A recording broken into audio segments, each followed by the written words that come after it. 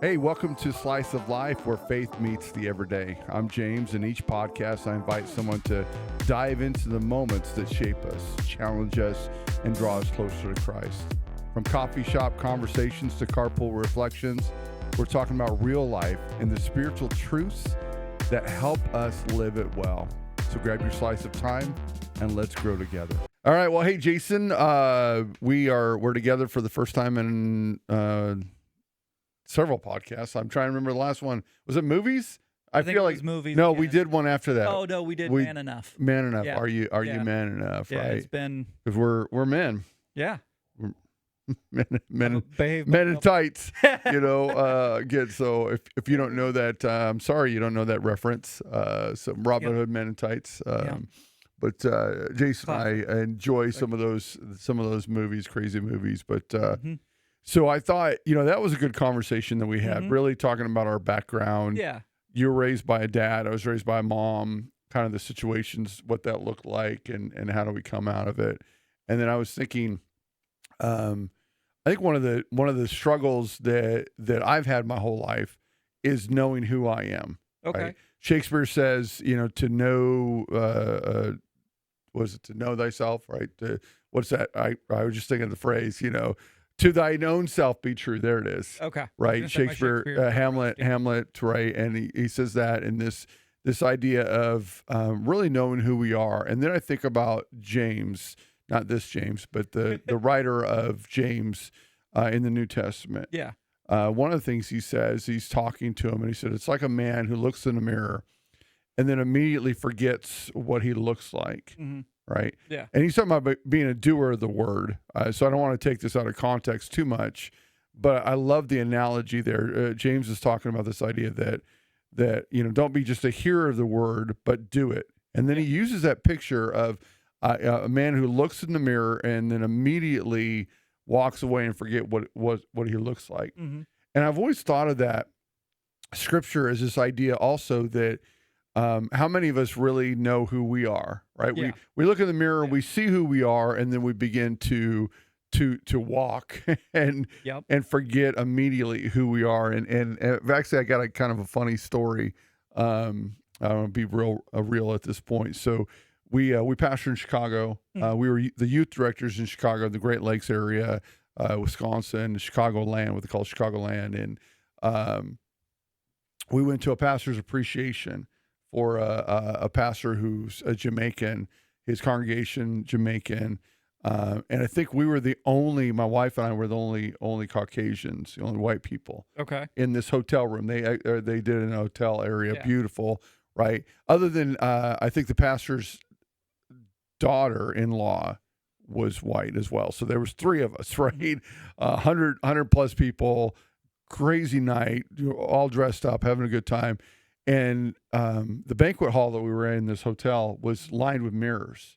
Okay. Right? Yeah. And at one point, we're just talking, we're having a good time and just having a blast.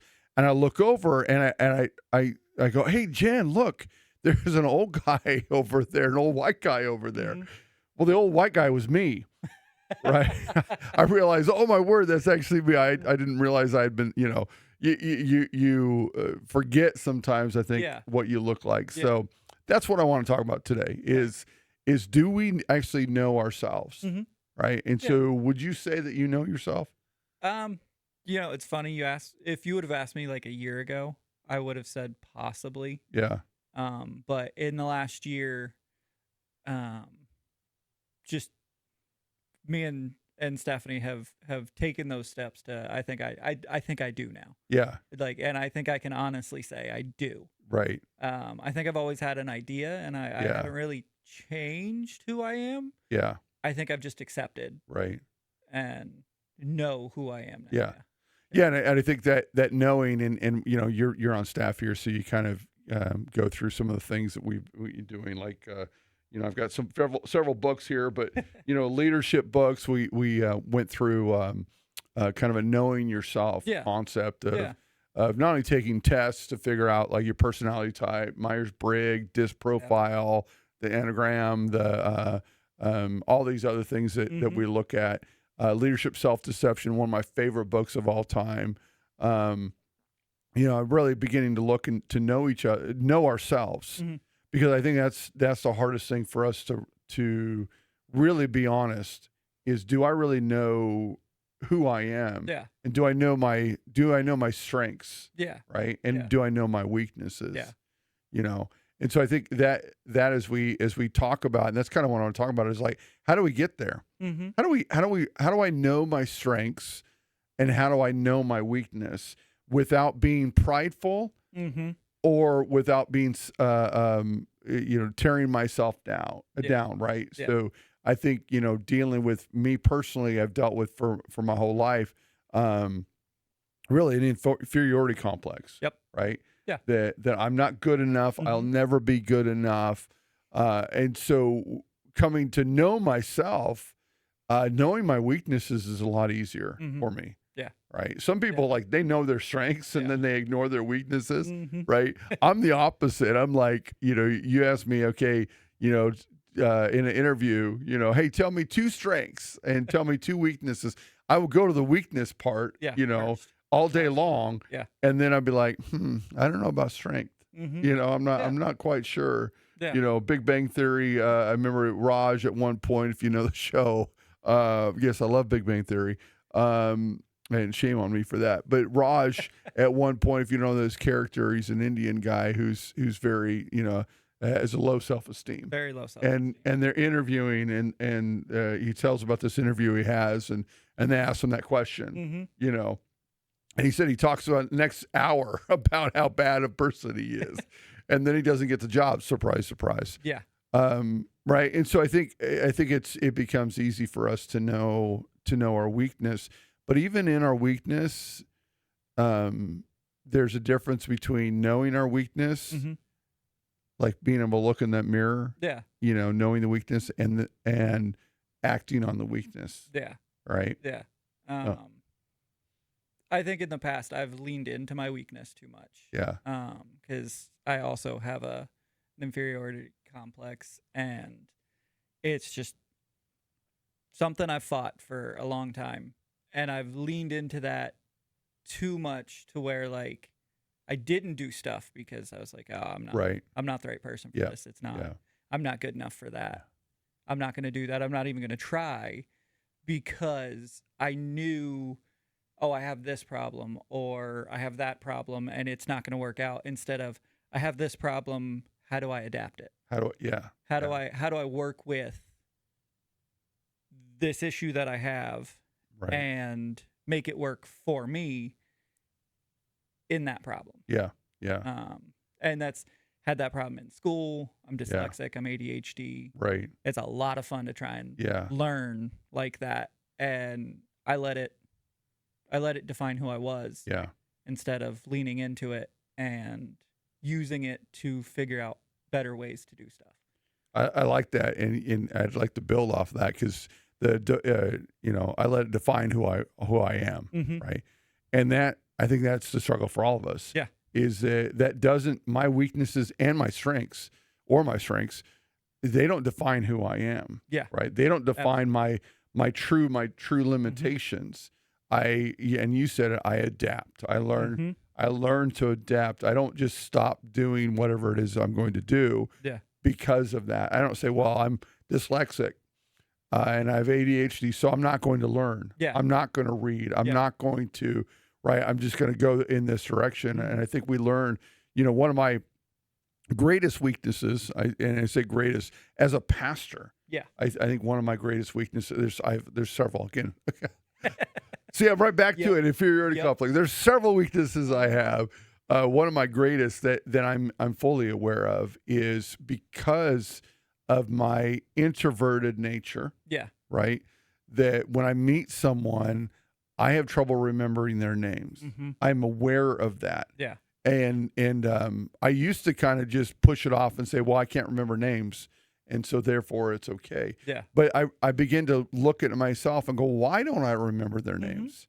What's Absolutely. going on? Yeah. Because as an introvert, one of the things, if you don't know this about introverts, they are really, when we start communicating, we are interested in the conversation. Yeah. And so a lot would say, well, you don't remember names because you're not interested. You're Yeah. not paying attention. But the truth of the matter is in my own head, what I'm thinking the whole time is, oh, I'm trying to downplay my introvertedness Yeah. as a pastor, right? I'm trying to be extroverted in that Yeah. moment. And so I begin to work on other things. I want to be totally engaged in the conversation, right?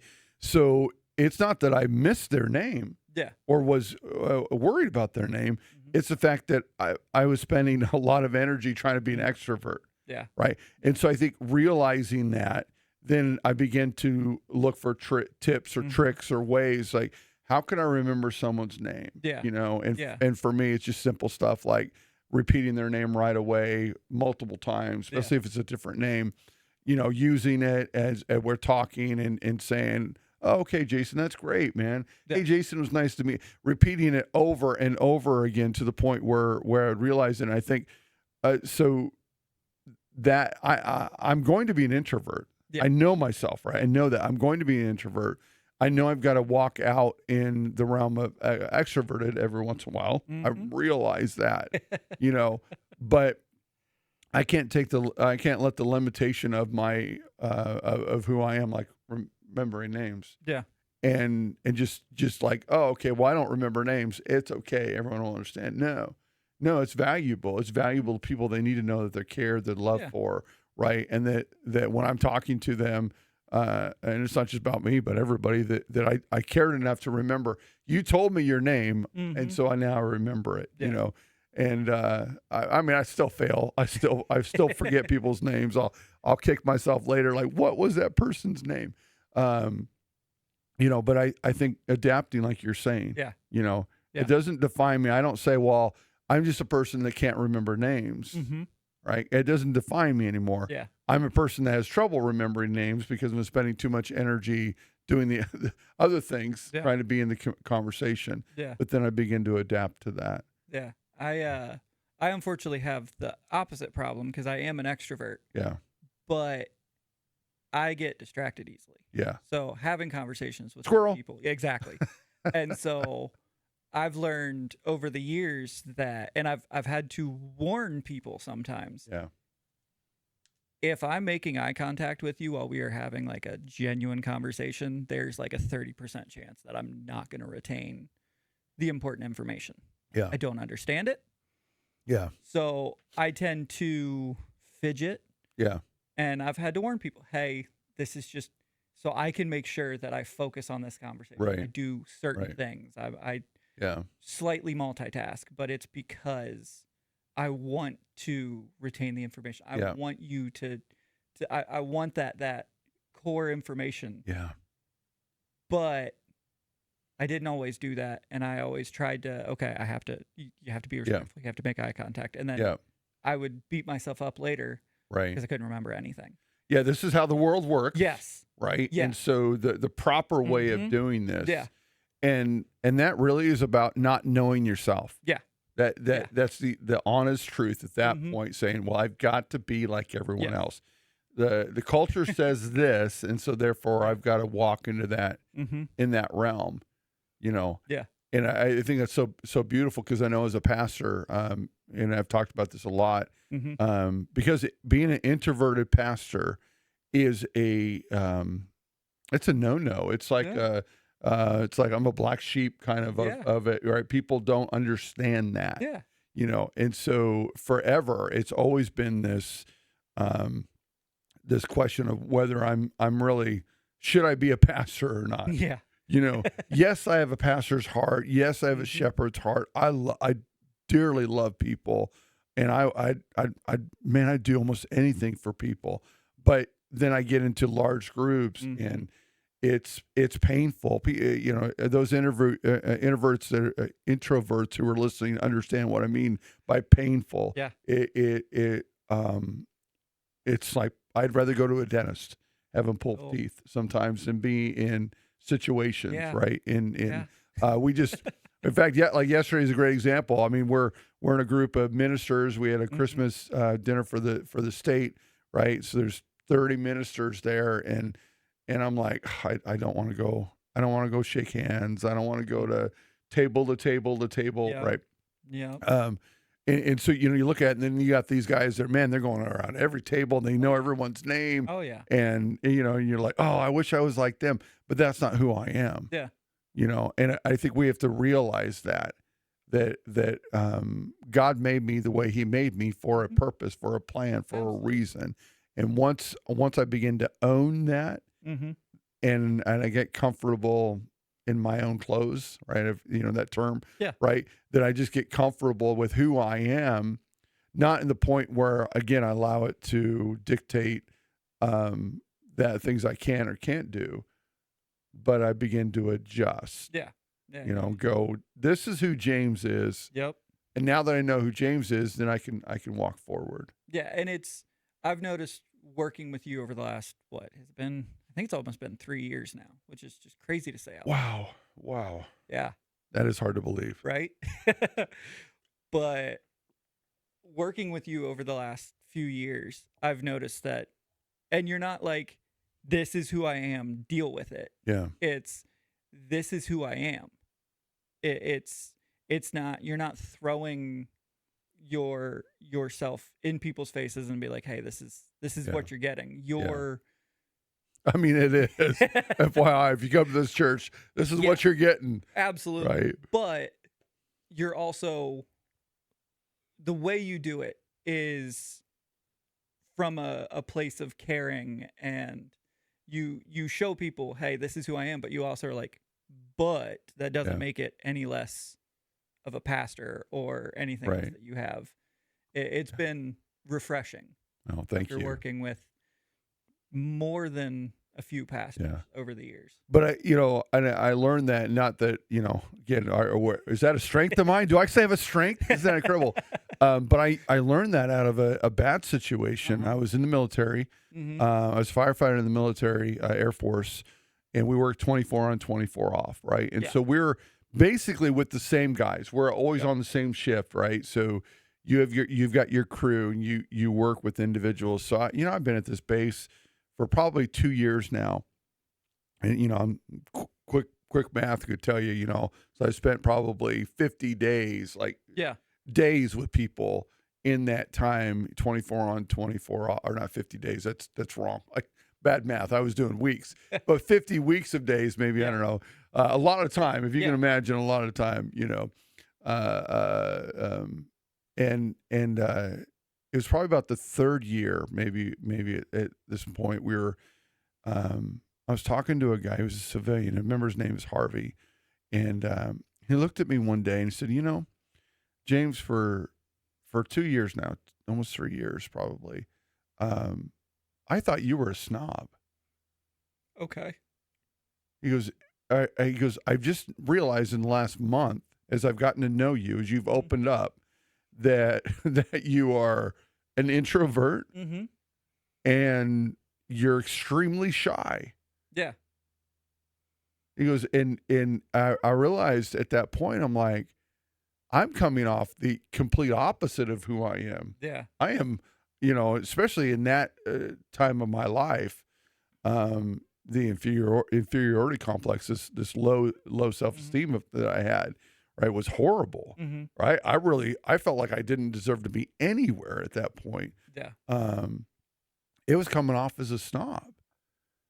Right. Okay. Like I was better than everyone. Yeah. Therefore, you weren't Yeah. engaging and all. Yeah. That's interesting. And here the whole time, I'm like, I'm not good enough to hang out with you guys. Yeah.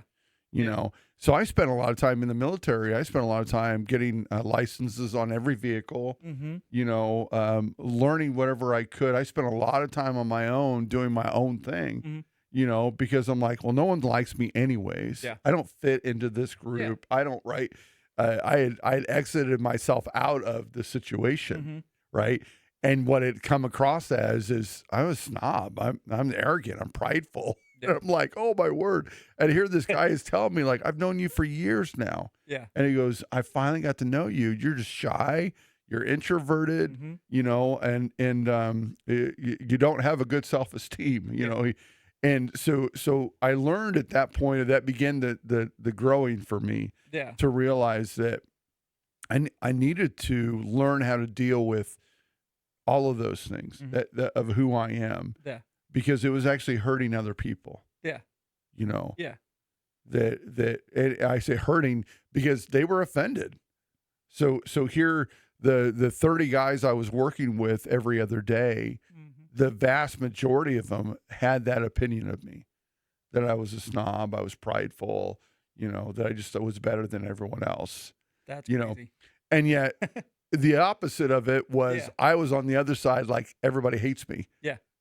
because I'm not good enough, and so that began a very long journey for me of going, how do I get over this? And it started with knowing myself, right? Really taking a look and coming to grips with the fact that just because I'm introverted, what I had done is I didn't adapt. Yeah.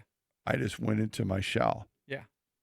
Right. Yeah. Because I'm introverted, I love that being alone time. I enjoy that anyways. And I'm not good enough, so why would anybody want to be right? I kind of defeated. I was like Randy. If you guys know the Christmas story, Randy's a little boy, right? There's Ralphie and Randy, Yep. and Ralphie is going to get in trouble, right? He got into the fight, and he beats up the redheaded bully guy, and where do we find Randy? Well, Randy's in the cupboard. Yep. Right. And his mom opens up the cupboard, gives him a little bit of milk, and shuts it again. Well, that was me. I mean, literally growing up, that was me. Yeah. Right. I didn't get milk. I didn't really like milk. I got a pickle. I would grab a pickle. I'd go in the cupboard in the kitchen and find my own space. But I realized that about myself. And so I think realizing that meant that even to this day, I find my alone times. A lot of times after preaching, I will get done, hand it over to Pastor Maria, walk out. I'll go into the carport. I'll sit on that bench or walk around just for 30 seconds of silence. Yeah.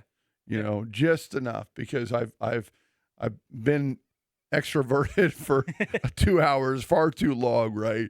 And I need that, and realizing, but it's not me escaping from everybody. Yeah. Because the other purpose of me going out there is to shake hands, to talk to people. Yeah. Right.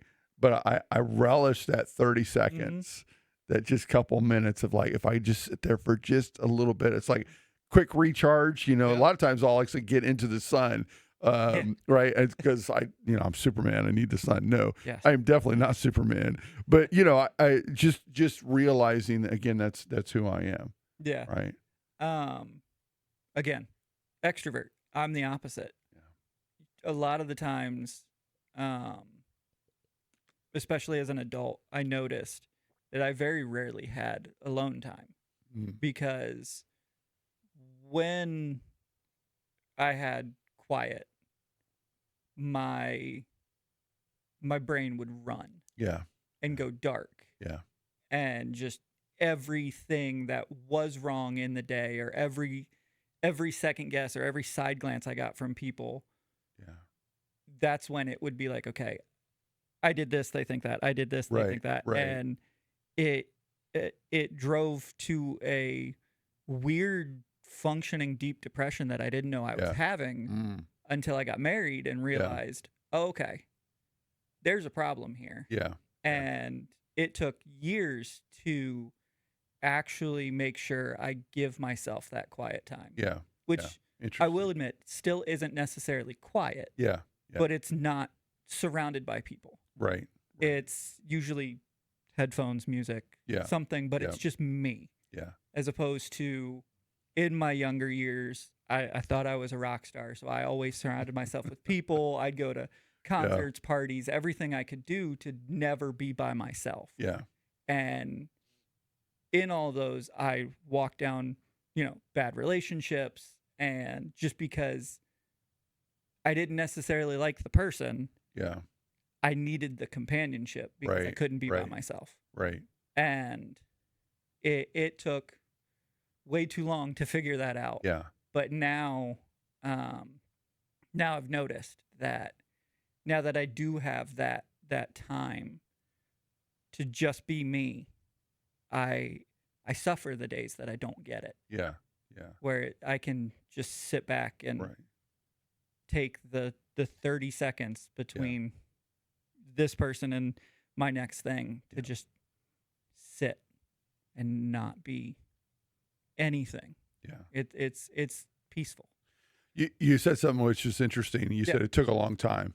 Yeah. And I think that's I started this whole conversation asking, do you know yourself? And I would say that we don't know ourselves, right? That's kind of my opinion. It's not Pastor James' Bible says that. Yeah. Right. But I think we do. We do not know ourselves as well as we think we do. Mm-hmm. And I think it happens a lot of times through trials, tribulations, struggles, chaos. Absolutely. Those moments where we actually can look at ourselves. And that's the hardest thing, I think, is to look at ourselves, to be honestly like, maybe not what's wrong with me, but why did this happen? Yeah. And I mentioned the book, Leadership Self-Deception, is one of my favorite books, but so many of them are really the same. I got several here. I'm just looking at Beta Satan is a such a good book. Good book. And it kind of talks about how this idea that Satan tries to deceive us, and bait us into things, but the leadership self-deception is a concept of looking at myself first, right? And again, not looking to say, well, you're evil, or looking to say that you're horrible or that you're wrong in this, but to realize that I view the world the way I view the world. Yeah. Right, wrong, or indifferent. Yeah. And I also then so often give myself a lot more grace than I give everyone else. I give myself a lot more mercy than I give anyone else, right? I look at situations through my lens, through my culture, through my context, through my ethics, through everything else, right? Yeah. And so therefore I react in that. But what I never really do is look back and go, well, maybe I'm reacting incorrectly. Yeah. Like you were talked about, like you're hearing people talking, and so you're reacting going, they're talking about me. They're talking about this situation. And it may not be anything about you. Yeah. Right. It usually is. And yet you've allowed your mind to go in that direction. And I think it's knowing ourselves starts there, to be honest with ourselves, saying, are there any preconceived ideas, or are there anything that I already have in me that if this is said, whatever this is, this is how I'm going to react. Yeah. And it doesn't matter what or why the person said whatever they said. I'm going to react that way anyways. And I think that's the struggle that we all have to face, and realize, and knowing ourselves. Knowing ourselves means that when there is certain circumstances or situations or whatever's happening in our lives, that I realize that my natural tendency is going to be blah. It's like one of my least favorite, and probably one of the least favorite statements anybody ever makes is, "Hey, we need to talk." Oh, that absolutely destroys me. Oh yeah, every time. It's every time. Honestly, so probably almost everyone else is agreeing with us right now. It's like, but what's your reaction? Your reaction is it's bad. Yep. Right. Yeah. Except for those people that are prideful, that know their strengths but not their weakness. Right. For you and I that deal with like, man, are we good enough? Yeah. It's automatic. Like, well, we're not good enough. We knew it. We already knew it. Yep. So someone else finally figured it out. I had a comment one time, actually not just one time, but multiple times. But I can remember when I interviewed here at this church a little over 4 years ago, and we were talking about just my life, right? And the church, the council, and the bishop was asking. And the bishop knew me really well. He'd worked with me before. And he mentioned something which really was interesting to me. He said, understand that when James talks about his background, it's not coming from a place of pride, right? But it's coming from a place of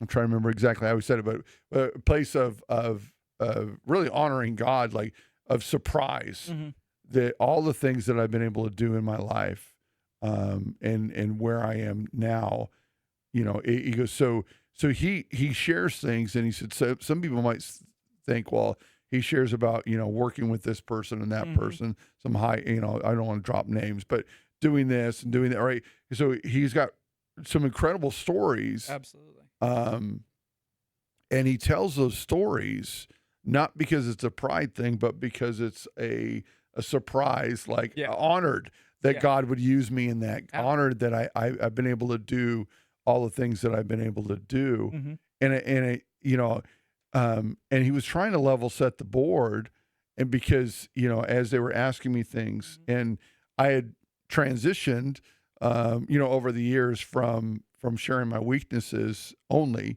to sharing, no, look at what God has done. Yeah. And he wanted to level set them and say, hey, he's not talking about how great he is, but he's talking about all the great things that God has done. Yeah. And I think that's the problem with that statement. Like, we need to talk. Yeah. It's that first automatic reaction of like, okay, we need to talk means I've done something wrong. Yeah, absolutely. Instead of going, oh, let's, what we're going to talk about. Yeah. Right. Yeah. I think that's one of the big ones that I still struggle with. Oh, well, you do. Remember recently you want to tell a story? I'll tell a story. You go ahead and tell a story. We meet every Tuesday? Yeah. Just sit down, talk about our week, figure out what we need to do. And you were just like, hey, jump in my car. Yeah. And I was like, and I'm fired. I'm fired. The panic on your face. I knew. And I purposely didn't say anything more than that because I'm pushing you. I'm pushing you for that. And I greatly appreciate that. And the conversation there showed me something that I don't think I've ever looked at that way, of whenever someone gives me criticism or anything like that, I have to justify why I'm doing it. Yeah. Yeah. And I'm still figuring that out. Yeah. And that is something that I developed growing up in the household I grew up in. And because of that inferiority, I threw myself into the stuff that, I've been doing sound for almost 20 years. Yeah, I'm only 33. Because you got to prove yourself, right? Yeah, those of us that deal with inferiority complex or low self-esteem, we've got to prove ourselves. Yeah, right. And so you straight up, you were like, you're valued. Yeah, and that destroyed me. Yeah, and it shouldn't have. Yeah, because like I've known you long enough that I know you value me, but the whole situation thrown me off by just being like, hey, let's get in the car. Because I'm like, well, and now I'm just. Yeah, he's not going to fire me at church. He's got to take me to some other. I've seen it on TV. That's right. He's going to drop me off and say, "Hey, just get out. Just leave." Yeah, he's going to take me somewhere public so I can't make a scene. Yeah, like. And so that's something that was what, like a month and a half ago. Yeah, 2 months. Yeah. Well, and the story, it really starts with the fact that I left my glasses at home. Yeah, that's all it was. Right. I just wanted to go get his and I glasses. We live real close to the church, and I'm like, this would be a perfect opportunity. Let's go and talk. I mean, I wanted to talk to you about certain things anyways, which we would have normally done in the office. Yep. Right. But I think it comes back to that, like, oh man, this can be a bad conversation. Mm-hmm. And hopefully you walked away. It wasn't you say it destroyed you, but I think in a good way, because it wasn't a bad conversation. No, but it was a conversation that I needed to have with you that someone had with me. And it was a conversation that I needed. Yeah. And since then I've taken that conversation to heart and tried to, and we've had quite a few times where I've had to fix stuff here with what I do, and I've had to take that step back, and instead of defending myself and justifying, I just sit there quietly, take it in, and be like, okay, what can we do to fix this? Well, and I think I'm glad we got here because I wasn't even planning on it, but I think it's a good conversation because criticism. One of my bosses, I worked in the corporate world for a lot of years. She told me feedback's a gift, right? And because I was that. If you're going to criticize me, critique me, you're going to give me feedback, I took it from a place of, see, I told you I wasn't good enough. Yeah, absolutely. Right? And so I would either, like you, I would defend myself sometimes or justify why I did what I did, and it in that environment, the corporate environment, it was on full display. Even though I was a top performer, I would either be quiet in meetings with my equals, or because I was afraid of sounding dumb, Absolutely.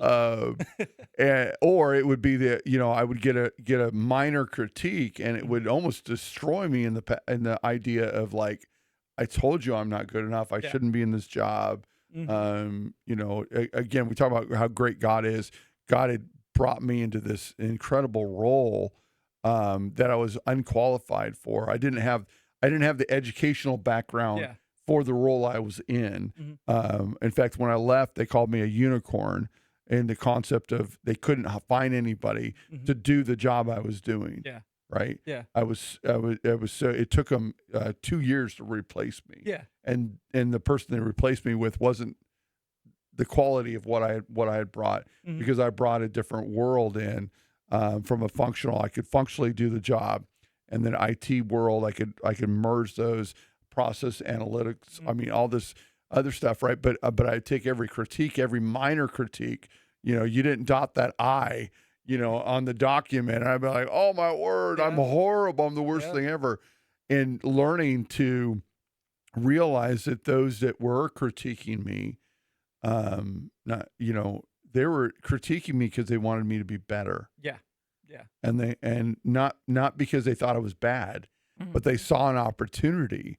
And I think that starts with knowing myself. Once I know myself enough, right, and be really honest with my weaknesses, really honest with my strengths, then I can be also very honest with critiques and go, oh, where's this coming from? And that was kind of our conversation. It's like, man, when I'm critiquing you, when Pastor Maria's critiquing you as the worship leader, as the head of your department, right? When we're Pastor Jen, who's the head of the family ministries, because you do youth ministry, right? When we're critiquing you, we're critiquing from a place of love, and going, hey, we see an area that you can be better in. Not that you're bad, but we see where we can grow you, we can help you become stronger in that. And I think as individuals, when's the last time, I ask people listening, when's the last time you received critique and didn't respond with, well, no, this is why I do it, or that's just the way I am, or, any other excuse where you took it and said, you know what, maybe you're right. Maybe I can tweak something. Maybe I could do it a little bit better. Maybe I can be a little bit more self-aware about who I am. And so when Karen, thank you, Karen, when Karen said to me, hey, feedback is a gift. And James, if you could receive feedback without coming back at it, she said, you'll be unstoppable. You'll run this company. If you can ever learn that thing, she's like, that's your biggest weakness. She goes, is the fact that you take critique to heart. And believe that everyone looks at you as the dumbest person in the room. And yet what we're saying to you is you're one of the smartest people in the room, and you can even be smarter. If you would just take that feedback, and I think that's the struggle. Again, not for everybody, because well,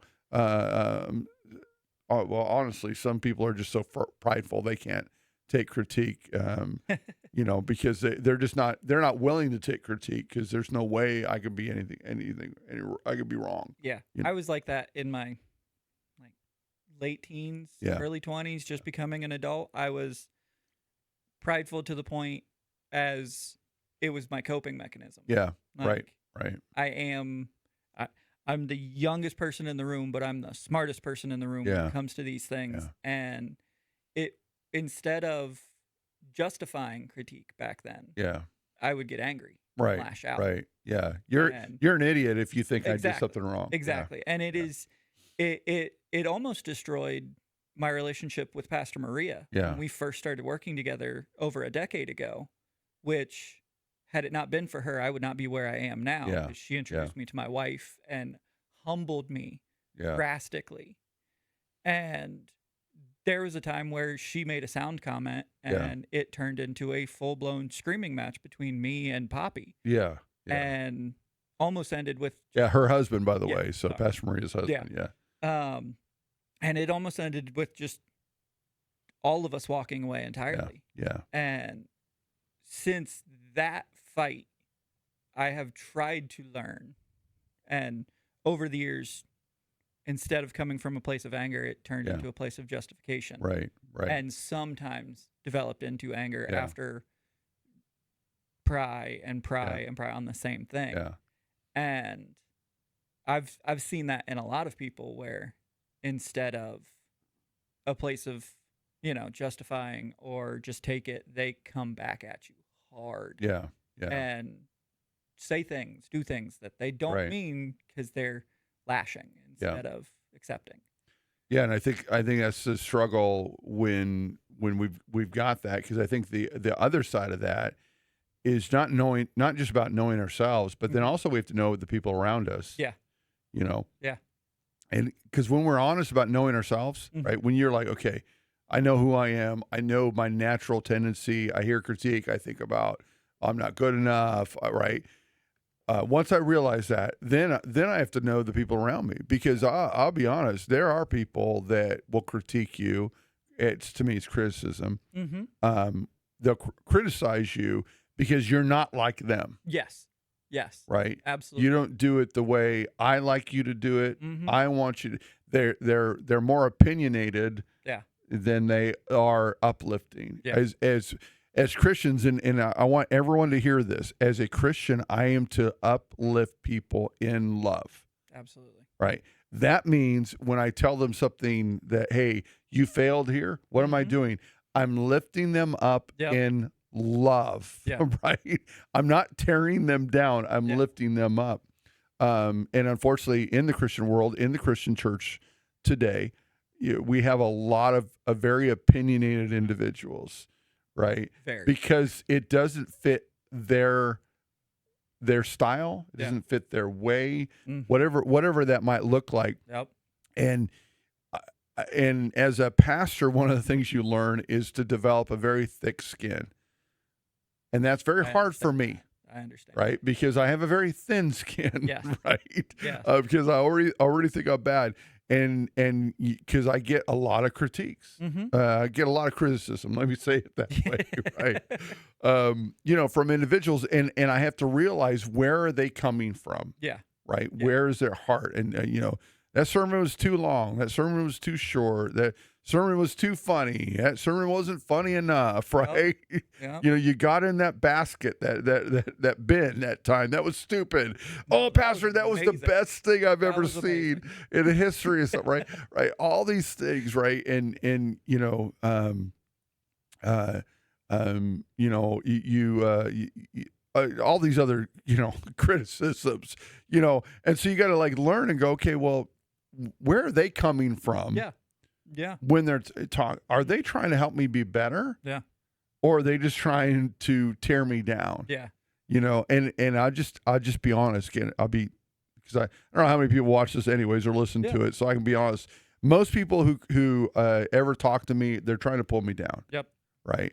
And that's my belief. Because some of the garbage I get, it's incredible. If I would shock some people with if I shared it with them, but I keep it to myself because no one else needs to know. But it's coming from that, and so as a pastor, I had to learn really quickly, not all critique is good. Here, my boss when I worked corporate world is like, feedback's a gift, and I'm like, that's not a gift. That's a knife in my back. Feedback coming from a place of love, and growth is a gift, but feedback coming from a place of prejudice or false opinion is just a knife. Because I believe I know better, and so therefore I'm going to tell you how to do whatever. I've never pastored. I love that someone was like one time, I've never pastored before, but, and then they begin to critique pastoring. I'm like, well, you have no clue what you're talking about, right? So I think when we realize that, we have to learn then who we accept critiquing from. Yeah. You know, because Absolutely. again, feedback is a gift, but feedback from, like you're saying, an honest place. In fact, I brought one of the books I brought. I'm just going through is the 5 love languages. Yeah. I know that's kind of weird. I use obviously in marriage all the time, but the concept of 5 love languages, if you don't understand, or you don't know it, is basically the idea that we all have a specific love language that we Mhm. use. You know, gifts, words of affirmation, touch, quality time, Yeah. and acts of service. Look at that. I memorized all 5 of them. Proud of you. I know, I'm good. See all that pride. And the deal is that we all communicate love Mhm. and we all receive love in one of those 5 love languages normally. That's a normal Yeah. slant of who we are, right? And I love to share this story because this is a great analogy. My mother-in-law, she's from Trinidad, beautiful woman, and she buys gifts, right? Yes. And I remember one house that they lived in. You'd go downstairs. We called it the store because you go downstairs and she'll go to JCPenney's and she'll get all these discounts. Yep. She's buying so that she always has gifts to give people, Yes. right? Yes. So you would think, okay, so how does she communicate love? Gifts. Yeah. But how does she receive love? Mm-hmm. It's quality time. Yeah. Right. Yeah. And so the story goes that she would buy me gifts all the time. Mhm. Right. That is my least. Don't buy me a gift. Don't. Don't buy me a gift. From experience. Right. I don't like it. I don't like the pressure of it. I don't like to be put on spot. Right. Mhm. It actually tells me you hate me. Right. I mean, that's more of what it feels like. Obviously, I don't mean that, but right. So she would buy me gifts all the time. Yeah. Right. And I'm like, what's she doing this for? Right. Mhm. And then, so therefore, what I would do is I would also then buy her gifts. Yeah. Right. Yeah. To communicate back to her Mhm. that I love you. Yeah. Right. Because I knew she was buying to, Yeah. because I realized, oh, that's how she loves people. Right. And so I would do it. Well, she doesn't like receiving gifts either. Mm-hmm. Right. Mm-hmm. And so what I realized is she likes quality time. What she wanted me to do Yeah. to say, hey, I love you, is to spend time with her when she's in the kitchen cooking. Yeah. And she'd make roti. If you've never had roti, beautiful. It's kind of like naan a little bit with Ooh. some stuff in it. It's Okay. interesting. Okay. Right. And there's a specific way to make it. You've got to do it just right. And so, she taught me how to make naan. Mm-hmm. That to her said, I love you. Right. Yes. Like Yes. more than gifts. Time. And Absolutely. I use that because, again, we've got to know, if I know myself, Mm-hmm. right? And I know, but I also have to know the person across the way from me, Yeah. Yeah. right? And to realize what they're communicating, how they're communicating, Mm-hmm. and again, how do I communicate with them? And in that concept of criticism, critique, what feedback, right? Realizing what does that mean? And so when I hear something from someone who I know they're coming from a place of love, boy, I can receive that, Yeah. and then I learned to, like, okay, I'm not receiving that one because I know, Yeah. I know where that's coming from. Yeah. The blessing of that spirit of discernment. That exactly, right?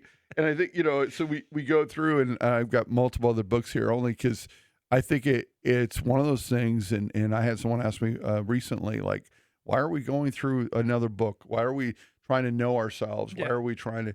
Because I think it matters. Mhm. I'm always learning. In fact, recently in my doctorate program that we're going through, we did another personality profile type thing, and I'm reading through, and it's not a test this time. You actually have to read through all this stuff and go, okay, this is, and I made the staff do it. Yep. Right. This is who I am. And I remember arguing. I'm like, man, I don't know who I am. I was confused. Yeah. And I had to give it to my wife and have her read it and go, okay, who I am, or who am I? And she's like, you are exactly this one. I'm like, Yeah. how do you know that? She said, well, because I know you're not like this. Mm-hmm. But even as I read it, I couldn't self-identify. Oh yeah. And that's what I mean by not knowing ourselves.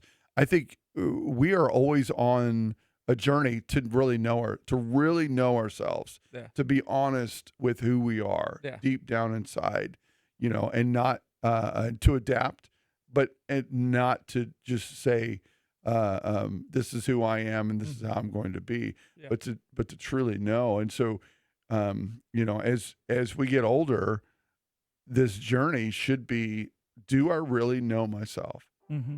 Right. Mm-hmm. And how am I learning? And I think most people, they never take the time to really know themselves, to really look at why is it I acted that way? Why do I react that way? Why do I think that way? Yeah. When someone says, hey, we need to talk, why do I react that way? Yeah. And not that you're bad, not, right. I think that's the thing, is like, it's not that you're a bad person because you reacted that way.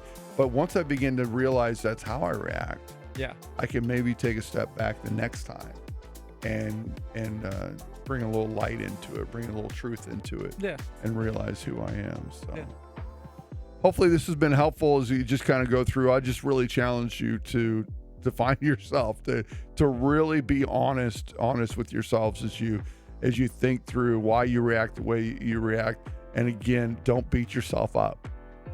Unless you're full of pride, maybe it's time you beat yourself up a little bit, to knock that pride off of you a little bit. But I think most of us, if we're really honest with ourselves, we're coming from a place of weakness more than a place of strength, right? And to have that moment where I say, do I really know myself? And am I really reacting the way I should be reacting? Not just because this is what I always done before, how I always react. So, hey, if you have any comments, thoughts, let us know. Follow us on social media and any other places. And until next time, be blessed. Well, hey, thanks for spending a slice of your day with us. If today's conversation encouraged you, challenged you, or sparked a new thought, we'd love to hear about it. Follow us on social media to keep the conversation going, and don't be shy. Send in your comments, your questions, or even topic suggestions for future episodes. This podcast is about living out our faith in real life, and your voice helps us shape it. Until next time, keep walking with grace and keep living the life God's called you to.